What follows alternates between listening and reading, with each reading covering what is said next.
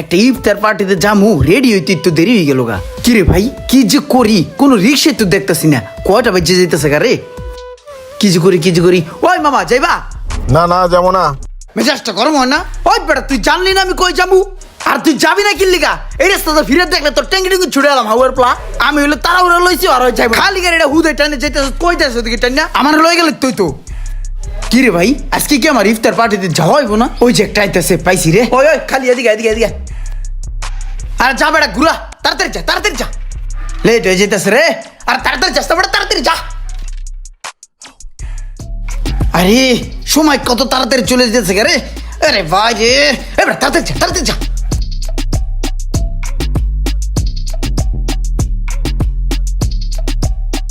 ওই এই যে একটু রাখ তো, রাখ এই সামনে একটু আগায় রাখ। ওই মামা হুন, আমি টিপটার পার্টিতে যাম তো, ফেসটা হালকা বাড়ি বুড়ি দিয়ে, ঠিক আছে? তুই এনে 2 মিনিট বহ, রিক্সা পাওয়া অনেক কষ্ট, তুই কিন্তু যাবি না, ঠিক আছে মামা? আমি আইতেছি, থাকিস কিন্তু। ঠিক আছে মামা। ওই আরিফ ছোট ভাই কই রে? আর বেটা খালি নিজের মুখ ধুলি হইব? ওই হুন, আমার একটু ফেসিয়াল করে দিয়ে তো, বাড়ি বুড়ি দিয়ে তো, গোড়া গাড়ি আছে কালাগুলো, এগুলো যদি না থাকে এক জায়গায় একটু জাম, বুঝিস নাই? একটা ব্যাপার আছে না।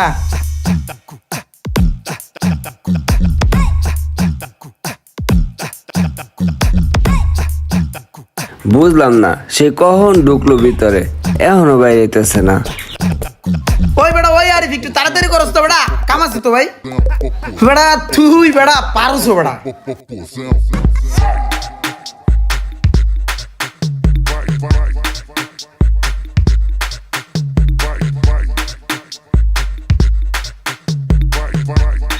কি করে এটার ভিতরে এতক্ষণ, এখনো আইতেছে না।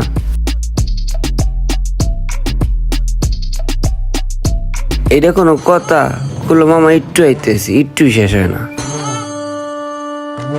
ঠিক আছে তাহলে আরিফ থাকো, হ্যাঁ ছোট ভাই, কিছু লাগলে বাইরে জানাও, আমুন আবার পরে। হ্যাঁ তাহলে থাকো, ঠিক আছে?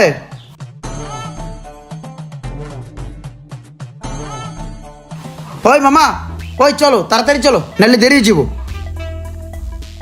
ফেসিয়াল করলাম বুঝছো, এর লিগে একটু লেট হয়েছে, চলো।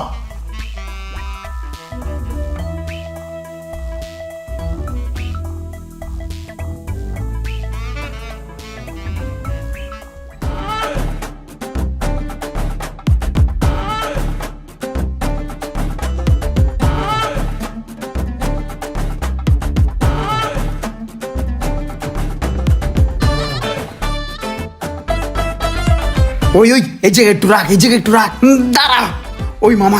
ওই মামা তুই যে একটু দাঁড়া বুঝছোস, আমার অনেক ক্ষুধা লাগছে তো, আমি খাইয়াই থাকে জায়গা।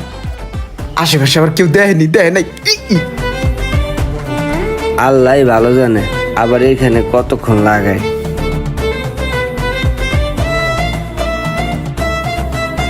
ওই মামা চলো। এই মামা দাঁড়াও।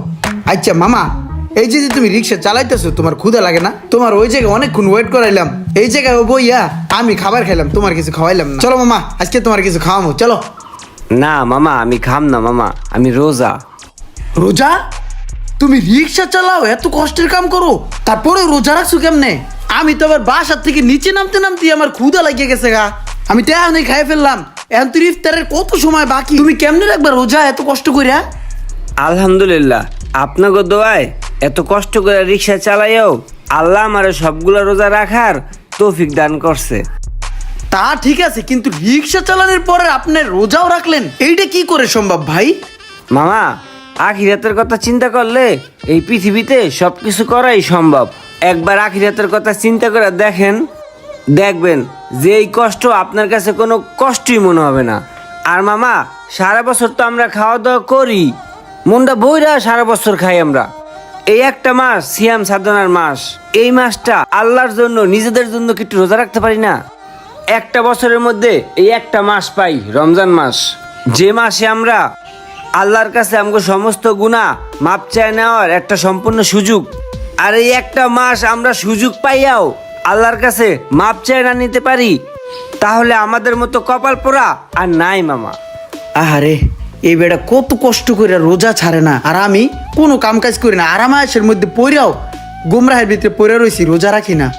সমাজে এমন কিছু মানুষ আছে যারা রমজান মাস পেয়েও রমজান মাসকে কদর করতে শিখেনি। আজকে যারা রমজান মাস পেয়েও অন্যান্য মাসের মতো এই রমজান মাসকে অবহেলা করছেন, এই রমজান মাসকে অবহেলা না করে রমজান মাসকে কাজে লাগে আমাদের গুনাহগুলো মাফ করে নেয়া। ভালো লাগলে সবাই একটু ভিডিওটি শেয়ার করে দিবেন।